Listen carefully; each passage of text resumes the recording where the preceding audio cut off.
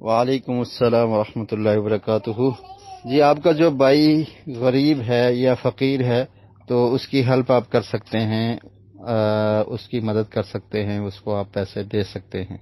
اور مدد کرنی بھی چاہیے۔ باقی جو اس میں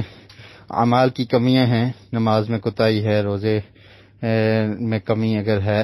تو اس کی دعوت اس کو دی جائے، اس کو تبلیغ کی جائے، اس کو بتایا جائے کہ یہ کام ضروری ہیں اور مسلمان پر فرض ہیں اور ان کو پڑھنا چاہیے، نماز پڑھنی چاہیے، روزہ رکھنا چاہیے۔ اس کی دعوت آپ دیتے رہیں، لیکن اگر وہ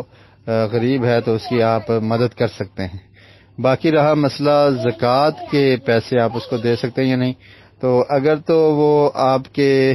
یعنی اس طرح سے ہے کہ آپ پر اس کا خرچہ اٹھانا ضروری ہے تو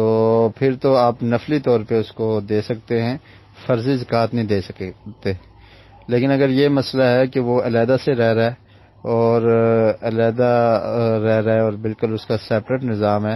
تو پھر ایسے بھائی کی آپ مدد کر سکتے ہیں کہ جو علیحدہ ہے اور اس پر آپ پر یہ ضروری نہیں ہے کہ آپ اس کی پرورش کریں یا اس کے گھر کا خرچہ اٹھائیں، تو